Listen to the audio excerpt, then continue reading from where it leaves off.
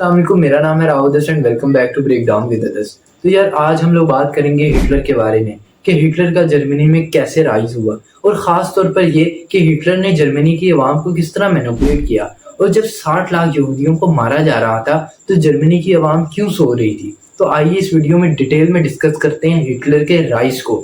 مگر یہ جاننے سے پہلے کہ ہٹلر کا جرمنی میں رائز کیسے ہوا، ہمیں یہ جاننا پڑے گا کہ اس وقت کی جرمنی کے کیا حالات تھے۔ یہ وقت تھا 1919 کا، جب ٹریٹی آف ورسائلز سائن ہوئی۔ یہ ٹریٹی الائڈ فورسز یعنی برٹن، فرانس، امریکہ اور ہار چکی ہوئی کنٹری جرمنی کے درمیان سائن ہوئی۔ اس ٹریٹی سے آفیشیلی ورلڈ وار 1 اینڈ ہوئی۔ اس ٹریٹی میں پورا الزام جرمنی پر ڈالا گیا کہ ورلڈ وار 1 جرمنی کی وجہ سے ہوئی اور اس کو ہر چیز کا جواب دہ ہونا پڑے گا۔ اس ٹریٹی سے جرمنی کی 13% زمین چھین لی گئی، اس پر کروڑوں ڈالر کا جرمانہ لگایا گیا۔ ان کی جو آرمی تھی اس کو ختم کر دیا، لینڈ آرمی اور نیوی بہت زیادہ محدود کر دی، اور ایئر فورس تو ختم ہی کر دی۔ بیسیکلی ان سے ان کی ملٹری چھین لی گئی۔ جب عوام اس مایوسی اور نا امیدی سے گزر رہی تھی تو ایک اور انسان تھا جو یہی کچھ محسوس کر رہا تھا، لیکن اس کے دل میں کچھ اور بھی چل رہا تھا، ایک غصہ، ایک جلن اور بدلے کی آگ کہ وہ جرمنی کی اس بے عزتی کا بدلہ لے گا۔ یہ اور کوئی شخص نہیں تھا بلکہ اس کا نام تھا ایڈولف ہٹلر۔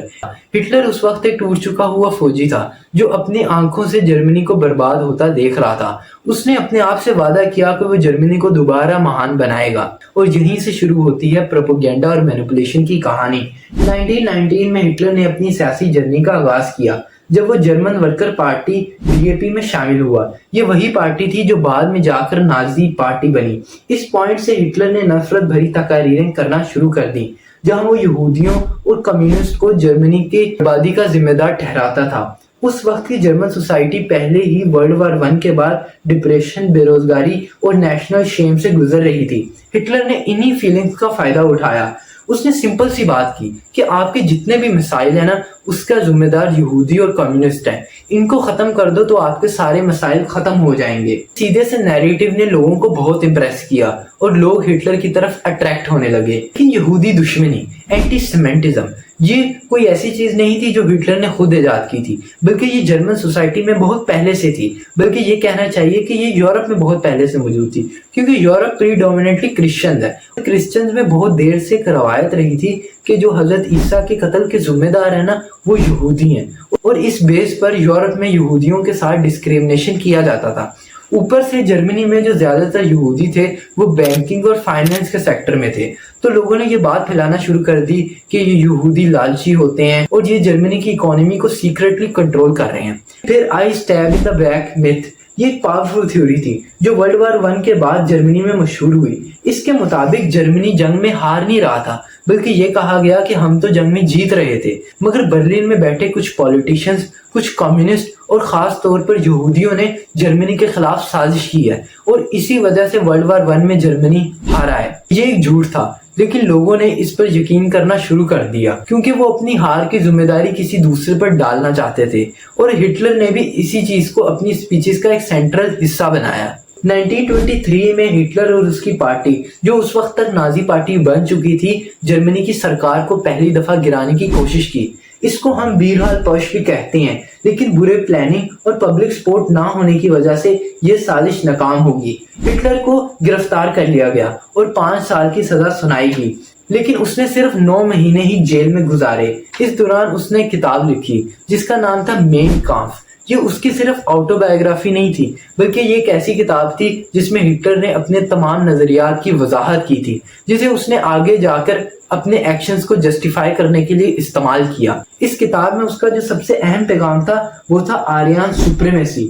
ہٹلر کے مطابق آریان ریس، خاص طور پر جرمن لوگ، سب سے خالص اور بہترین نسل ہے، ان کا حق بنتا ہے کہ وہ دنیا پر حکومت کریں۔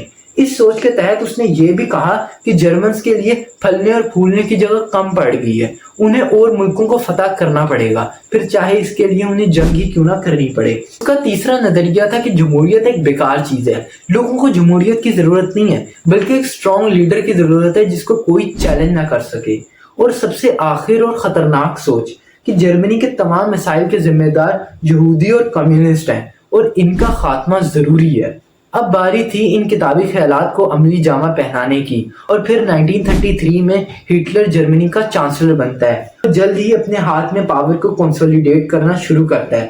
ایسے لاس پاس کیے گئے جس سے ہٹلر کے ہاتھ میں ایبسولوٹ پاور آ گئی، اور اب صرف انتظار تھا پریزیڈنٹ کے مرنے کا۔ اور 1934 میں پریزیڈنٹ ہائڈنبرگ، جو اس وقت جرمنی کے پریزیڈنٹ تھے، وہ اس دنیا سے چلے گئے، اور ہٹلر نے چانسلر اور پریزیڈنٹ کی پوزیشن کو مرج کر کے اپنے آپ کو سپریم لیڈر ڈکلیئر کر دیا۔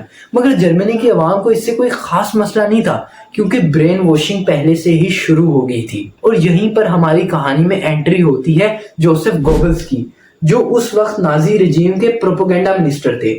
گوبلز کوئی عام انسان نہیں تھا، بلکہ سائیکالوجی اور لٹریچر کا ماسٹر تھا۔ اس نے ذہنوں کو مینوپولیٹ کرنا بہت اچھے سے سیکھا تھا۔ اس کا ایک مقصد تھا، ایک ایسے جرمنی کا تصور پھیلایا جائے جہاں صرف ہٹلر سچ بولتا ہے، باقی سب جھوٹ بولتے ہیں۔ گوبلز نے سب سے پہلے میڈیا کو کنٹرول کیا۔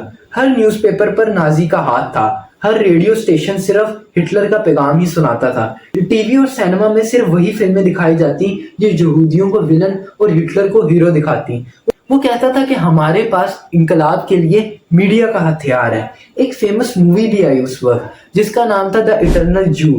اس فلم میں جتنی بھی مصیبتیں ہیں، پھر چاہے وہ چوہے ہوں، بیماریاں ہوں، ان سب مصیبتوں کا جو سورس تھا نا، وہ یہودیوں کو دکھایا گیا۔ اس سے نفرت کو نارملائز کیا گیا۔ پھر جب ہٹلر نے کہا کہ اب وقت آ گیا یہودیوں کو ختم کرنے کا، تو عوام میں صرف خوشی تھی یا خاموشی تھی، اور پھر آہستہ آہستہ یہودیوں سے ان کا لیگل سٹیٹس چھینا گیا، انہیں ڈی ہیومنائز کیا گیا، اور شروع ہوتا ہے تاریخ کا سب سے خوفناک واقعہ، ہولوکاسٹ۔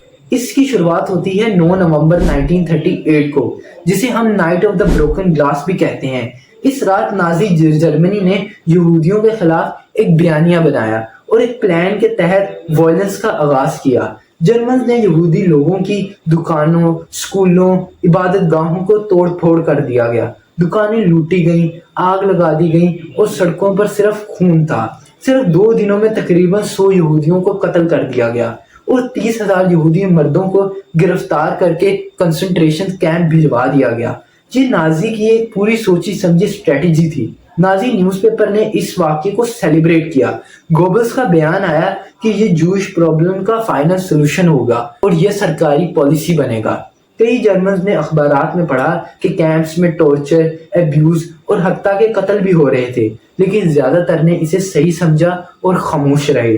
پھر آئے گیس چیمبرز، جہاں پر ہزاروں لوگوں کو ایک زہریلی گیس دے کر مار دیا جاتا تھا۔ یہ ایک واحد چیز تھی جسے نازی رجیم نے جرمن کی عوام سے چھپائے رکھا، لیکن لوگوں کو کوئی شک ہوتا تھا، انہیں معلوم تھا کہ کچھ تو ہو رہا ہے، لیکن اکثر نے خاموشی میں ہی بھلائی سمجھی۔ تو ایک کنفیوژن جو کافی عرصے تک لوگوں کے ذہن میں رہا کہ شاید جرمنی کی عوام کو نہیں پتا تھا کہ یہودیوں کے ساتھ کیا ہو رہا ہے، مگر اس بات میں کوئی سچائی نہیں، بلکہ تاریخ ہمیں اس کے بالکل اپوزٹ بتاتی ہے کہ میجورٹی آف جرمنز نے اس میں ایکٹیولی پارٹیسپیٹ کیا۔ اور ہمیں یہ بھی پتہ چلتا ہے کہ جب ورلڈ وار 2 ختم ہو رہی تھی تب بھی ہٹلر کو بہت سے لیٹرز موصول ہو رہے تھے۔ یہ لیٹرز عام عوام کی طرف سے تھے اور اس میں یہودی نفرت کے علاوہ اور کچھ نہیں تھا۔ اور اس کے بعد 1945 میں ورلڈ وار 2 ختم ہوتی ہے اور الائڈ فورسز جرمنی میں گھس چکی تھی، اور ہٹلر نے اپنی قریبی ساتھیوں کے ساتھ مل کر خودکشی کر لی تھی۔ اور یہیں سے پوری دنیا کے سامنے ہولوکاسٹ کی کڑوی سچائی سامنے آتی ہے کہ کیسے ہٹلر نے 60 لاکھ نہتے یہودیوں کو اس صفحہ ہستی سے مٹا دیا تھا۔ جیسے وقت گزرا تو ہولوکاسٹ کی کڑوی سچائیوں نے جرمنی کو جھنجھوڑ کے رکھ دیا۔ گلٹ اور شیم نے غصے اور نفرت کی جگہ لے لی۔ آج جرمنی میں ہولوکاسٹ کا ڈینائل کرنا ایک جرم ہے، اور پوری تاریخ کو جرمنی کے اسکولوں میں کھل کر پڑھایا جاتا ہے اور میوزیمز میں دکھایا جاتا ہے، اور یہ آج جرمنز کی کولیکٹیو میموری میں ہے، اور یہ شاید اسی لیے ہے کہ تاکہ تاریخ اپنے آپ کو دوبارہ نہ ریپیٹ کرے۔ امید ہے آج کی ویڈیو آپ لوگوں کو پسند آئی ہوگی۔ اگر آپ لوگوں کو ویڈیو پسند آئی تو میرے چینل کو سبسکرائب کرنا مت بھولیں۔ آپ سے ملاقات ہوئی اگلی ویڈیو میں، تب تک کے لیے اللہ حافظ۔